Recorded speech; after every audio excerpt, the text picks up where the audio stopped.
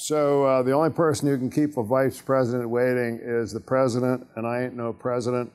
But I do have a responsibility to do a welcoming benediction. And this poem is called Reinvention Are Us. Welcome to Southern California in so many respects. This is the center of the military-industrial entertainment complex. This is where our hosts ICT proved language teaching in a 3D game engine, and the Viterbi Game Pipe became the best college video game program. We got a vice president here and a Hollywood king, followed by 3 cool media dudes leveraging disruptions technology will bring. We got the best guests here. We could aggregate in Playa Vista, and for any of you who aren't here and sent regrets, we'll pretend that we missed you. We're at the tipping point, says the vice president, for over-the-top TV, cable, unbundling, cord nevers, the GoPro channel, and time-shifting binging. YouTube reaches 1 billion people, brings new stars and new galaxies. Hey, is that a personal television in your pocket, or are you just glad to see me? Disintermediation and app discovery are this world's new facts, but the story is still primary, even when they're not in 3 acts. Creators can be even edgier on apps and the internet than cable, with outrageous ideas not only R-rated. By comparison, Tony Soprano looks like the old dad of a girlfriend you dated. Thanks to our presenters for giving us your time so generously, to USC Viterbi and USC ICT. We're happy to be here, and if we have our druthers, Silicon Valley and Hollywood will become really close blood brothers, as long as we can each figure out how to out-negotiate one another. And with that... Thank you, Bing. And by the way, Bing does this kind of thing regularly. And when we were in the green room back there, Bing was on his iPad, and now I know what he was doing. We do these 2-day offsites at Kleiner Perkins regularly, and it's a tradition that at the end of it, Bing will stand up and really brilliantly summarize the entire proceeding in rhyme. How you do that, I don't know. Most of you here know Brian Grazer. His film and television shows have been nominated for 43 Oscars, 149 Emmys. They have generated over $13 billion in worldwide grosses. Unbelievable. Academy Award-winning filmmaker, Emmy and Golden Globe-winning television producer. You know a lot of his greatest hits, A Beautiful Mind, which got the Best Movie Oscar, Apollo 13, American Gangster, 8 Mile, which I absolutely love, 24 on TV, Arrested Development, and at the risk of kind of sounding like I'm buttering you up, Brian, it is remarkable to me that among your peers in this entertainment community and here in LA, you've got one hell of a great reputation for being a good guy. Everybody likes you. You know, this whole thing is about the reinvention of entertainment, but storytelling is going to be at the heart of entertainment, no matter what machinery or technology or forms are used.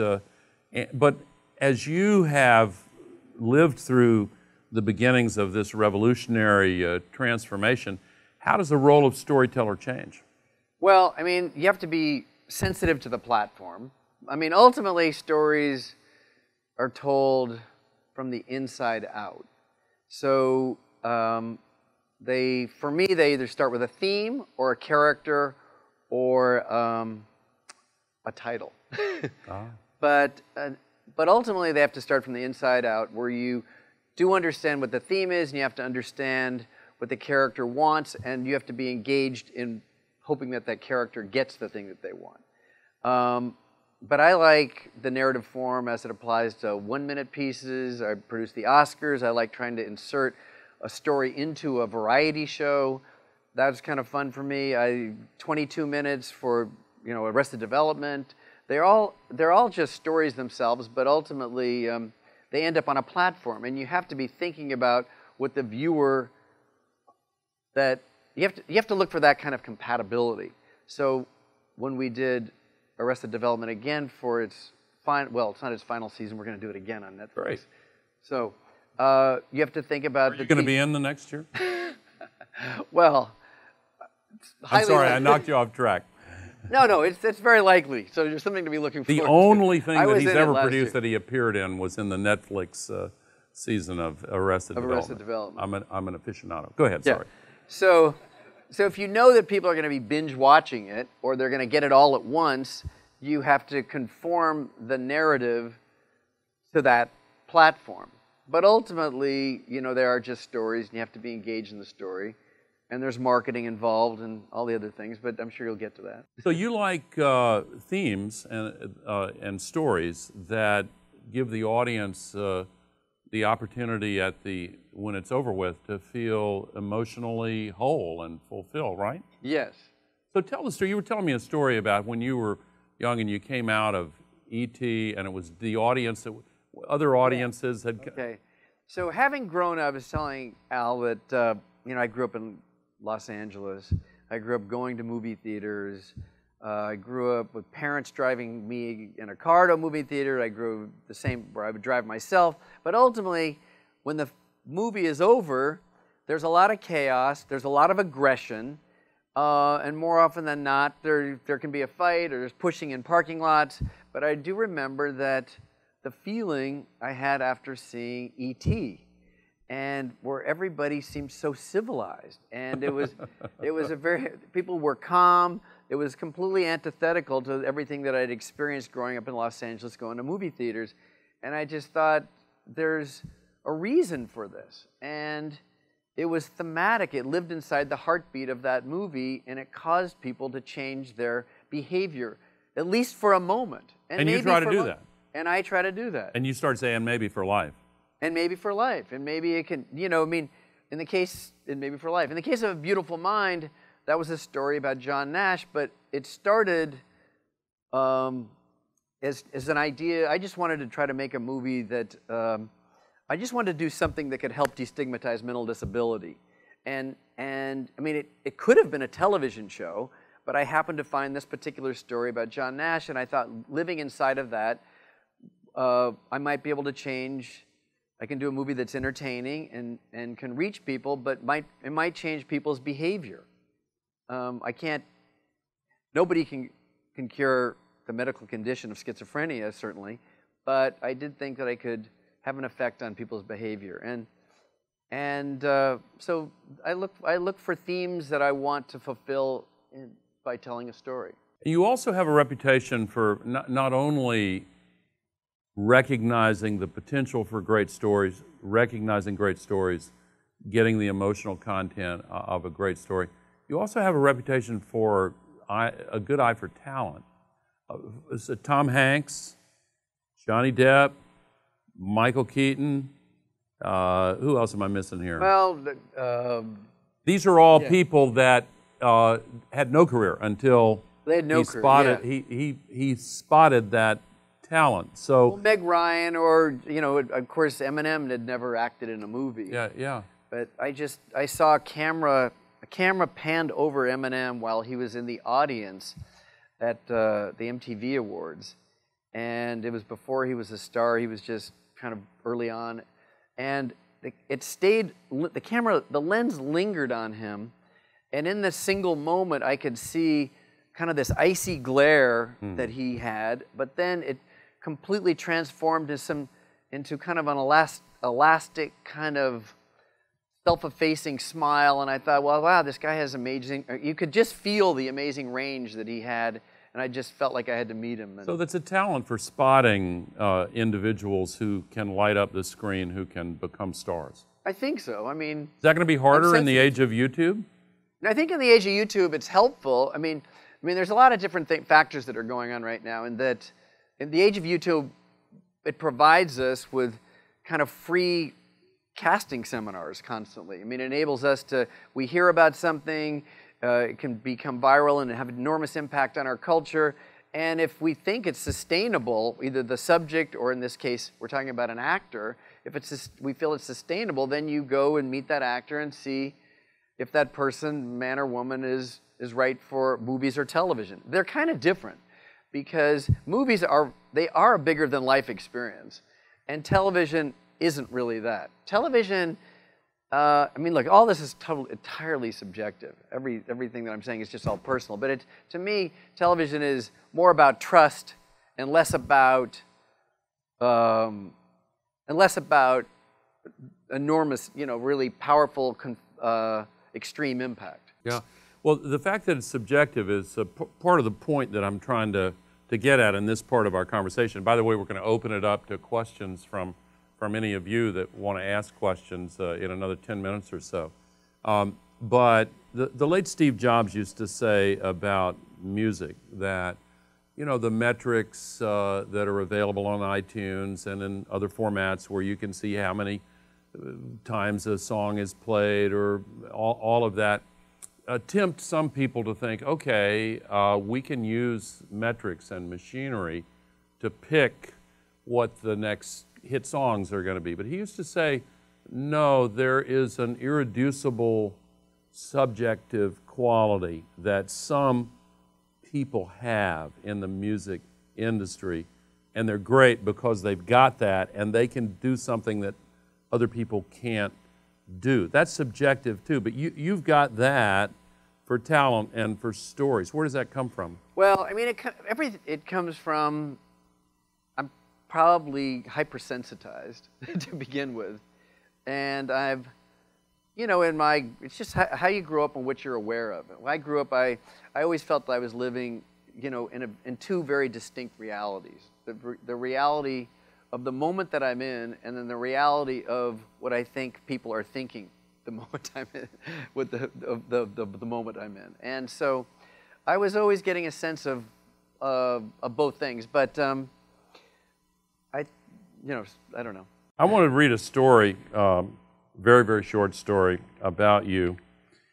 Brian has a habit of, when he goes to a dinner party, he will very often leave behind a small photo of himself framed in a cheap, heart-shaped frame, which he hides among the family photographs of his hosts.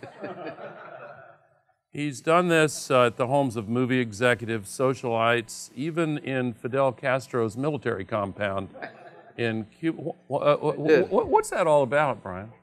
That is, well, look, all these things sort of access around the same thing. I'm trying to evoke a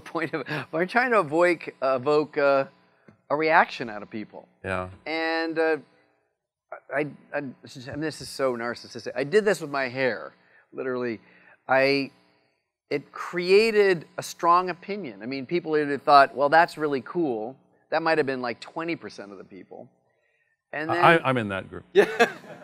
But then there were a lot that felt like, hey, who does he think he is? Wear his hair, spike his hair up that way. And I just felt like I got to know what somebody was feeling or thinking much more quickly than I would have over a longer period of time. Yeah. So with these little heart-shaped pictures, I thought, well, this is going to be interesting. Because what I did is I just thought it was a kitschy thing to do. I'd put a picture of myself looking very, overly animated, and a $1.75. Has anybody gotten mad? Yes, that's what happened. A very well-known billionaire that owned Fox, 20th Century Fox, got very angry with me. And because he had this piano in the main room, and he obviously had very famous people, very wealthy people, dignitaries, presidents in this room, and he felt like this was I offended him. It was like a felony. Yeah. And I thought, wow, that's really interesting that he could be so offended by this. So I decided that in anyone's house that I went to, I would put one of these little pictures in. And their reaction would reveal a lot to me, and often it revealed a lot to themselves. I mean, I put it in George Clooney's house. He thought it was hilarious. He had the greatest time in the world. Some people don't see it sometimes I've had people not see it for a year. And then if it's a late night, I was mentioning to Al, if it's a late night, I'll leave it in. I make sure to get into their master bathroom. So when they are waking up off that hangover, they have to look at a picture of me. And but it informed a lot, and it helped add to my iconography. I mean, very interesting. So another interesting thing that you do is that every 2 weeks you take anywhere from 2 to 5 hours to meet with somebody who has absolutely nothing to do with movies, TV, entertainment, Right. from a completely different walk of life, and you just immerse yourself in conversation with that person. You have a staff person assigned to line these up, right? Yeah, I had a staff. For the first 20 years, I did it on my own. I just did either handwritten letters or I type it on an old-fashioned typewriter. But I just wear people down so that I could fulfill this quota of meeting a new person every 2 weeks for the last 30 years. And it was just about self-education. It was just about learning about things, learning about subjects or human beings' processes that would be very diverse or different than mine. So I met with hundreds of Nobel laureates. I met with many scientists, politicians, all art forms, several CIA directors, the #2 in the Yakuza. I mean, I've an endless amount of people. Carl Sagan. I've met with Jonas Salk. I became very friendly with Edward Teller while he was doing the Star Wars program for Reagan. Have you kept notes?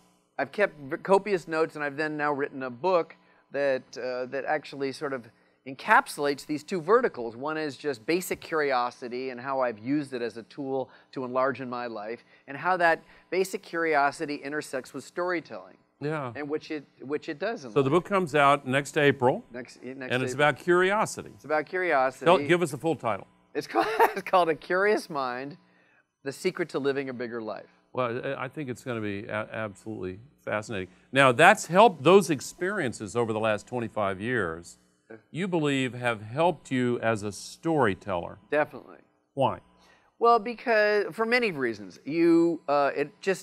It enriches your knowledge base, sense of experiences, and it gets you to know and feel what is original and what's not original. Yeah. Or what's authentic and what's inauthentic. What's been done.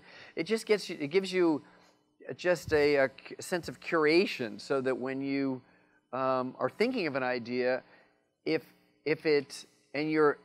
either it tells you not to do it, or it tells you have to approach it from a different perspective, because everything is perspective. So I was sharing this with Brian earlier. Thornton Wilder, one of the greatest writers of the mid-20th century, Bridge of St. Louis, wrote lots of stuff. He said in 1956, one of the dangers of the American artist is that he finds himself almost exclusively thrown in with persons more or less in the arts. And he goes on, and I'm not going to read the whole quote, but the point he's getting at is that you have to get out and meet people. As he said, you should have among your acquaintances those who have read only Treasure Island and have forgotten that. Because in order to capture the authentic voice and life experience to the extent that a storyteller can, you need to get out of the regular circle of people who do the same things you do. Yes. Okay. So I did write a piece about.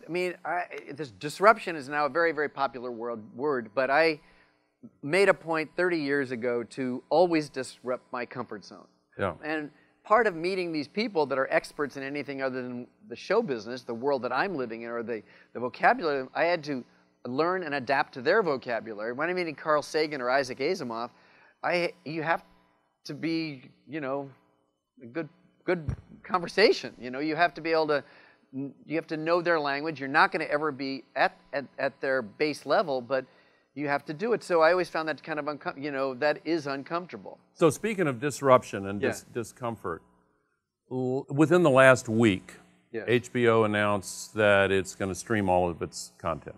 Right. Some people think that's a mark of a tipping point of some sort. CBS announced that its entire schedule, except for the NFL, is going to be streamed live on the internet. Your own new company, New Form, you just premiered, what is it, a dozen? Like 13 or 14 different pieces. 14 new short-form films that are designed to bridge the gap between the internet and to play on a different platform. And to play on a different platform. you're being disruptive. I think, yeah, I mean, I am in some ways. I mean, other people are doing it, but I think we're, as far as new form, I think we're kind of early at doing it. But it's just, ultimately it's just telling stories that get people's attention and that are sustainable. Now, I talked about music earlier and iTunes and so forth. We've all seen what's happened to the music industry with new technology, from vinyl to the CDs to the MP3 to the streaming, and who knows what's next. Is something like that now happening to movies and TV? Yes, okay. Definitely. I mean, well, first of all, Netflix has its own business model, and it's worked. It's also been quite disruptive to the analog model with the studios. So they're all disrupting one another, but there's such an enormous appetite just for stories themselves. So stories haven't changed. They might have changed form. You know, they're different sizes and shapes. They might be a minute. They might be 30 seconds. We might do, you know, serialized 20 episodes of 3-minute pieces. But ultimately, you have to capture people's attention. You have to make it sustainable. You have to root for it. Hopefully, now in this world, it's more scalable. It becomes viral. I think we're all looking for more scalability, and the digital world has provided that. How does it change the marketing of your product, of your stories? It changes the Well, I think that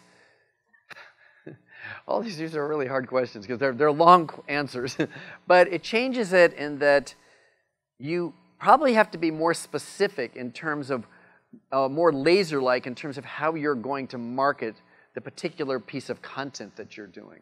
So you just can't do what they did in 1970 or 1980 or 1990, where it's just a package of advertising materials between $30 and $50 million to open a film. You can't really do that any longer. That sort of invention doesn't work any longer. You have to find other methodologies to sort of get people's attention that will go specifically to the demographic, but there's so much information that enables you to do it. Are you worried that even though some things go viral, some good content will be diluted and lost in the ocean of new content on Well, I mean, that's probably the worry that I would have. I mean, look, we all like the fact that there's so many different platforms that you could play to, and there's different platforms. I was saying Cinemix with Steven Soderbergh. I was talking to your daughter, Kristen, about this. That's a friend of hers has this show that's supposed to be spectacular. It's supposed to be amazing. And people will go and they'll watch it. Yeah. And you wouldn't think to do that. But now it'll have its own identity and might even create the identity of it.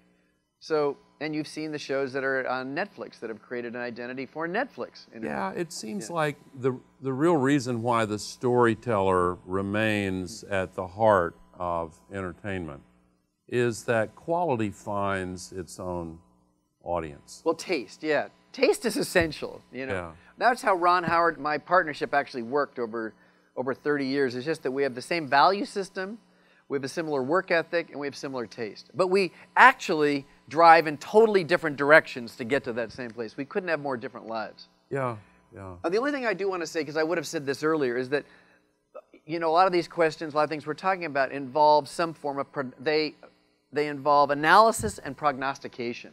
And I always made a pledge, given that my first movie was about a mermaid that nobody wanted to do, that I would never prognosticate anything, literally.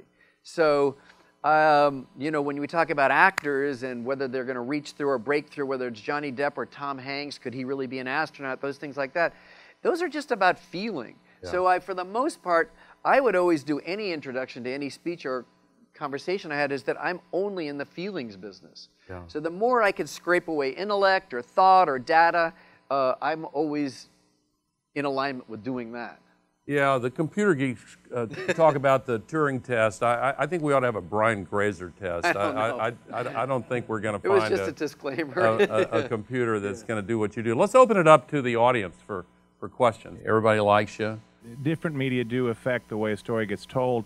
What's your sense, as you've dived into this now, about the sort of fundamental differences and changes that doing short form in a digital world for online distribution that's got to get attention and do it in a sustainable way, what feels different? You have to have really hooky subjects, I think. You have to have super, super hooky subjects that are extreme ideas. I mean, like, I'm a big fan of Vice because Vice is an extreme idea. and it's become a huge. It now has a huge market for it. So I started doing movies for TV, and it was at the time where there was Michael Eisner and Barry Diller were sort of their edict was give me the poster. So I grew up on posters. So they all kind of break down to the same thing. You have to have a marketing hook, and it's more punctuated today than ever, and it would absolutely apply to new platforms like this. Okay, next question. Yeah, Andy Forself, most recently at Hulu. You made a comment about TV and film, comparing the two. Can you just elaborate on your comment about TV being about trust? What do you mean by that? Okay, well, I'll just say what I meant.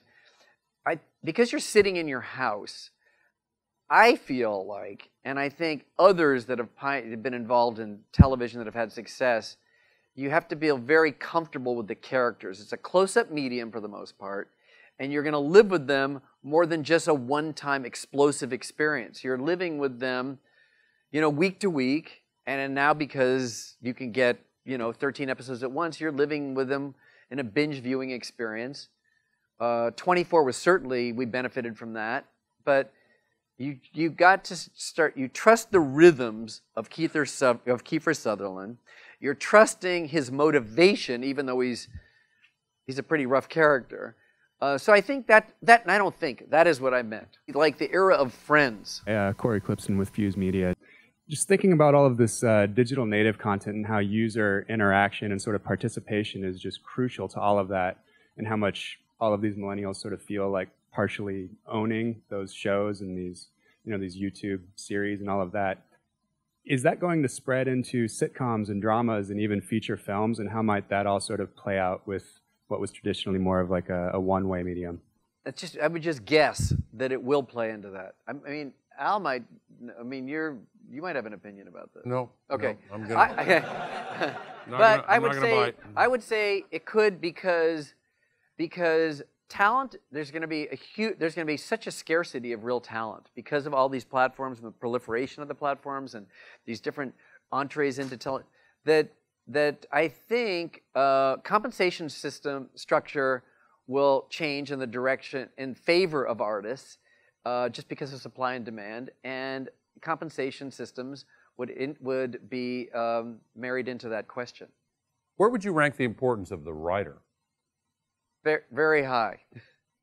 Extremely high. We're seeing a revolution in this area where we can put people in simulations, and I'm wondering what your view is towards the potential to really be able to have people immersed in a story and interact within a story and still have it be something that's engaging, because stories are typically, you've got a storyteller or a movie, people are passive, they watch, they engage in their mind, but engaging in the story, is that a possibility or is that a pipe dream?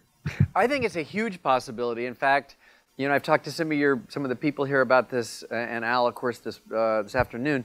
I mean, I've experienced lots of different forms of Oculus and different companies, but Oculus at the center of it. So I found it like I couldn't live without it after I've experienced it. And I think all the different issues of balance and things like that. But I just think that it so transports you. It gets you. I just don't think we could live without it. I think it's going to be the very, very near future, and it will be inescapable. It's amazing how in some time blocks there are as many ads for interactive video games now than as for movies. And we're not going to talk about Magic Leap at this event, but the next wave of this, I think and I saw some of what you guys are doing here at this institution. It's fantastic. As we started watching films and being part of films, you see that the lens is a magnifier. When I started using virtual reality, because ultimately we're just trying to find emotion. We're trying to, in the shortest period of time, ignite emotion, because that's the most memorable, that's the thing that sticks with you. So I think that virtual reality, what I felt is that it gets you to a place of compassion. When it works well, it gets you to a place of compassion much more quickly, and which ignites emotion more quickly and makes it a more memorable experience. So I just had to say that. Hi, James Williams, Ivy Venture Partners. Al, you mentioned that Brian has a great talent for spotting people who can light up a screen. Given that sport and entertainment are colliding so much nowadays, Brian, is there anyone in your mind from the sports world who you believe in the future could light up a screen in some of your projects? Michael Strahan has just done it. He's amazing. Yeah. Look, I like LeBron. I don't think I can. I don't know. I'm sure there are many. Hi, I'm Jackson Dahl. I'm a USC entrepreneurship student. Given all these new methods of consuming content, do you think that the movie theater is worth preserving? I think the answer is going to be yes, but I'm interested in how he's going to get there. Yeah, maybe I should just. Yes. Maybe it'll become day and date. There might be. I mean, I don't know. I just think, look, with virtual reality, with all these, 2 years from now, things will probably change so much because there's a lot that you can get at home and it can be streamed into your house. And as much as I have a lot of sentiment and a very romantic view of going to movie theaters, with the exception of fighting in them,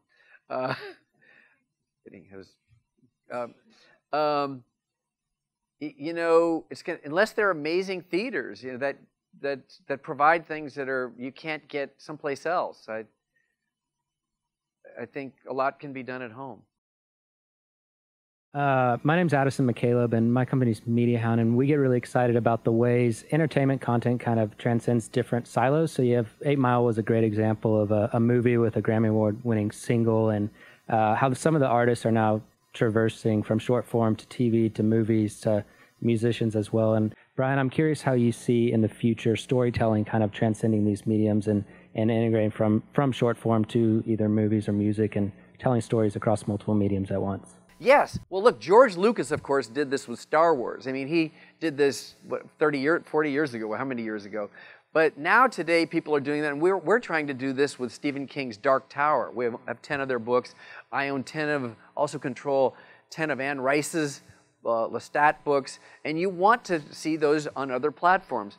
And as you see right now, Disney is doing that with Marvel, of course. So I think that's going to become very popular. It's a very smart idea because we're even seeing, before getting to that place, that television had become movies, and I have actually 2 movies that have become TV series that'll now become a movie again. So I think doing this is probably and you can map it out with these Bibles that will make it a very, very powerful experience. Hi, my name is Daniel Singer. I used to run Backchat, and I'm a high school student now. What do you think about the viewership experience and how it's less about movie theaters and going with your friends? That's still prevalent, but watching it alone and kind of experiencing that at home and how that's a different experience as a creator. There was a time that creators would be offended, I think if this is your question, would be offended by people watching their movie at home on an inferior system, certainly watching it on a tablet, certainly watching it on a mobile phone. So there's a whole ego thing that gets associated with filmmakers and platforms, whether it's a theater, a big screen, 70 millimeter theater, which Chris Nolan is doing. So I think once you get past the ego point of it, a part of it, I think sometimes they're just better experienced on these other on other devices. So I know my kids watch all their television on their iPhone, and I can't. It's just beyond my judgment to say anything about it. I think it's reaching them in the same, in a way that's effective. Let's put it that way, because that's the only thing I could sort of quantitatively say. It's reaching them in a way that is probably as effective as whatever I'm doing reaches me. I was going to thank Brian, but are you going to do that? Before you thank, I have notes. Oh, okay. All right. So this is called The Spiked Hair Makes Brian More Aware. Brian, you've got one hell of a reputation and so much to share. Amazing you and Ron Howard have so much in common, including your hair. You've got a good eye for talent and hooky ideas, so great actors sing your Hosanna. Thank goodness you didn't cast Charlie the Tuna in Splash, but discovered instead Daryl Hannah. Wow. Movies are bigger than life. TV is about trust. You'll even evoke emotion in Fidel Castro if you must. You grew up living in 2 realities, made a billionaire insane when he found you smiling at him from a $1.79 heart-shaped frame. Wow. The secret of living your big life is curiosity. You meet a Nobel laureate or a Yakuza every 2 weeks. You work with so many big names, but as great as you are, Carl Sagan outdid you with his billions and billions of stars. Wow. There's almost no subject Al can't master quickly, and it clearly shows. If you quit all your day jobs, you could become the new Charlie Rose. And now we find your daughter Kristen is screenwriting is Brian's next pitch. Even for a vice president, Al, isn't payback a bitch? Finally, let's create a Brian Grazer test, says Al. Quite appealing, because Brian is actually in the business of feelings. Thanks to both of you bigger-than-life superheroes, we're looking forward to Brian optioning Al's story with Al Jazeera. Now, Brian can't live without virtual reality. He's one who should know there are lots of fans who'd like to live not inside John Malkovich, but Russell Crowe. Thanks, gentlemen. Your session here was an unforgettable treat. There's way too much stuff you covered to fit in one tweet. Al's a legend. Brian's a cool cat. So don't Instagram this session. It belongs on Snapchat. Hey! Wow. Thank you. Enjoyed it very much. Thank you. Okay, you were very good. Much.